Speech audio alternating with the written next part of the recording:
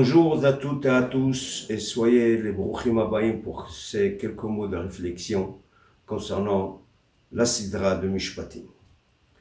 Avec la paracha de Mishpatim, nous quittons le monde des grands principes de la morale juive pour aborder la réalité pratique du judaïsme. Dans cette Sidra, dans la Sidra de Mishpatim, la Torah va répertorier quelques cas de conflits sociaux ou bien professionnels qui peuvent opposer deux juifs. Permettez-moi de vous donner quelques exemples. La Torah nous dit Kitetseesh, lorsque un feu sort à la suite d'un Lag Baomer, à la suite d'un Kumzitz, et qui ravage le bien d'autrui. Dois-je payer le sinistre ou pas? Un autre exemple. Im kesef talvetami. Si tu prêtes de l'argent à quelqu'un, suis-je obligé de prêter? Si j'ai le choix entre deux personnes, à qui dois-je donner priorité? Prêter avec intérêt ou sans intérêt?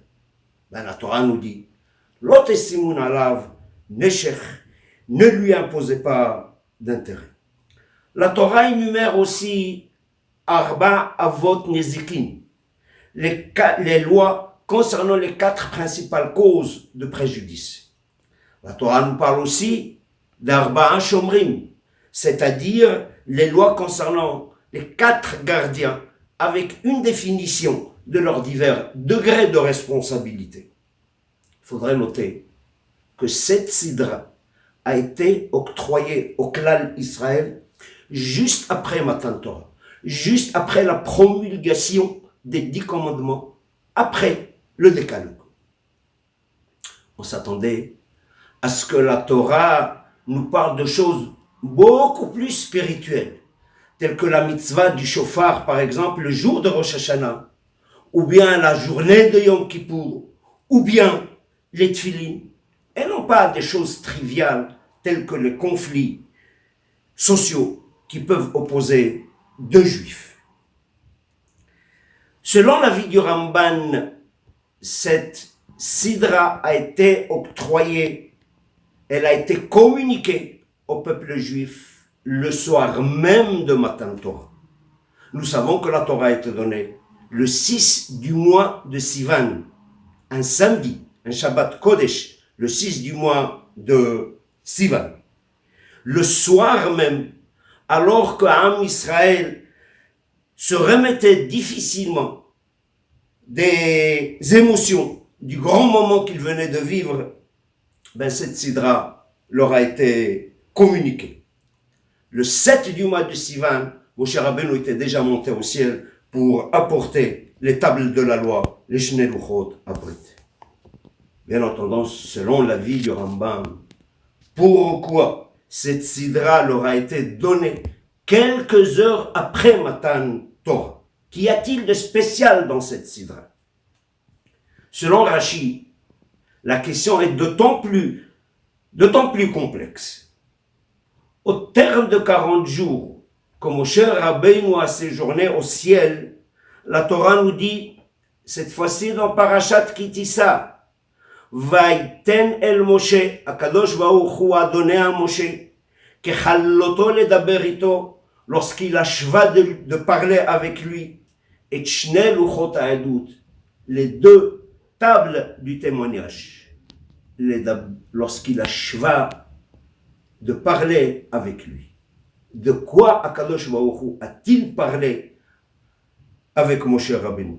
Rashi nous explique que Hachukim ve'hamishpatim shebeve'ele hamishpatim, il lui a parlé des lois et des commandements qui se trouvent dans Parashat Hamishpatim.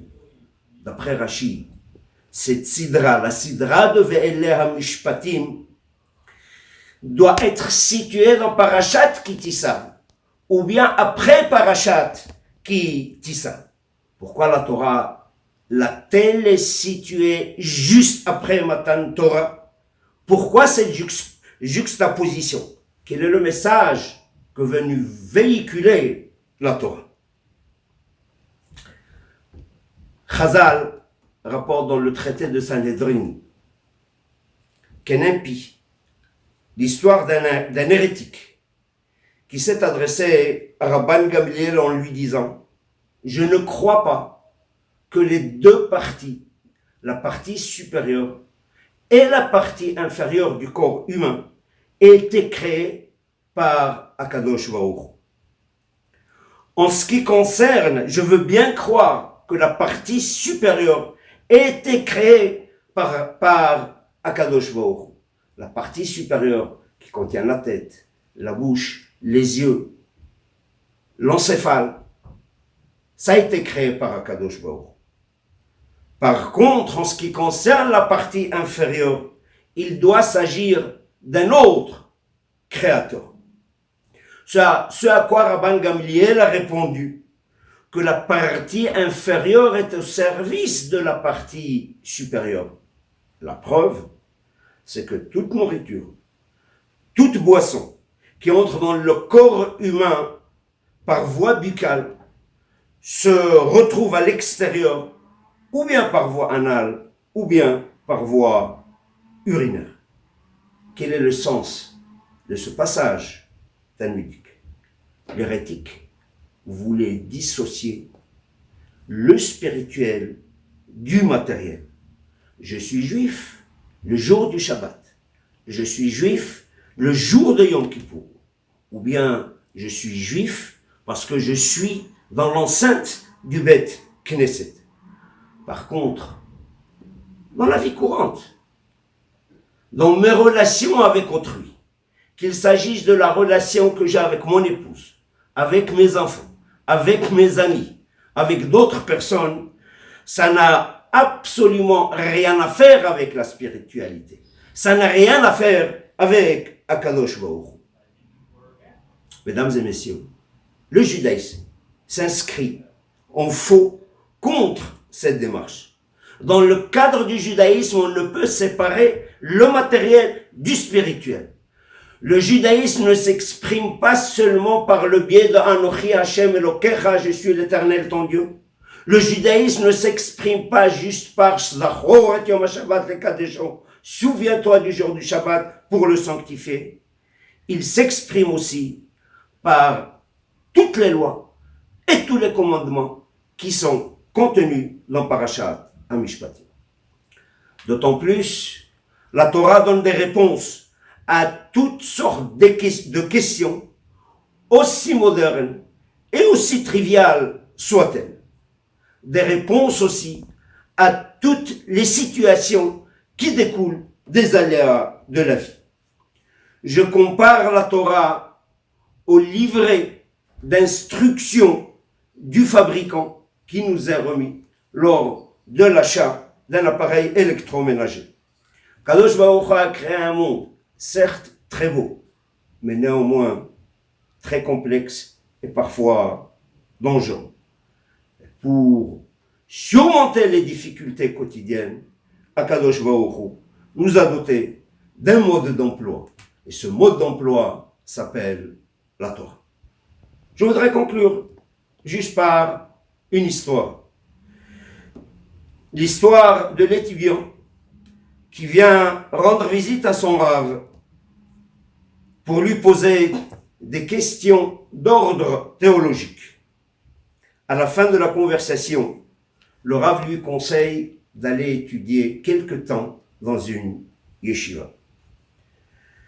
L'étudiant s'étonne et dit à son Rav, quelle est l'utilité de passer quelques heures à la yeshiva? À quoi cela va-t-il m'avancer? Le Rav lui remet juste un papier et un stylo. Et il demande à son étudiant de lui dessiner un cercle. Mais un cercle rond, un cercle parfait. Après quelques tentatives, l'étudiant ne réussit pas de dessiner un cercle parfait. Quelque temps plus tard, le Rav lui donne un compas et lui dit de lui dessiner toujours un cercle. Du premier coup, l'étudiant a dessiné un cercle, bien rond, bien parfait, dans la mesure où n'importe quel point pris sur la circonférence du cercle est équidistant du centre du cercle. Le Rav dit à son étudiant, sans compas, tu n'as pas réussi à dessiner le cercle. Avec le compas, tu as réussi et du premier coup. Pour la simple raison, c'est que le compas est doté d'un axe qui sert de référence à la partie mobile du compas. Le Rav lui dit, nous dessinons des cercles dans la vie de tous les jours. Il y a le cercle familial, il y a le cercle des amis, il y a le cercle de nos collègues au travail, et bien d'autres cercles que nous essayons de dessiner chaque jour dans notre vie. Alors, la Torah nous a donné un axe qui nous sert de référence, un axe qui nous dirige. Cet axe-là s'appelle la Torah. Shabbat Shalom, mesdames et messieurs, et merci de votre attention. TorahBox, c'est une véritable yeshiva en ligne qui va vous permettre d'étudier les textes de référence dans les mots Talmud, Livre des prophètes, Chassidut, Moussar, Pensée juive, Halakha. Des dizaines d'œuvres disponibles avec pour chacune d'elles un enseignement adapté. En un seul clic, où que vous soyez, à n'importe quelle heure du jour ou de la nuit. Étudiez enfin tous les sujets que vous avez toujours rêvé d'approfondir. Alors, travailler le GAN, c'est la sauce de l'ivret Torah, c'est travailler les paroles de l'étude de la Torah. Et c'est quoi garder le GAN? C'est l'ishma, mitzvota, de garder le mitzvot. Aujourd'hui, la Torah n'a jamais été aussi proche de nous.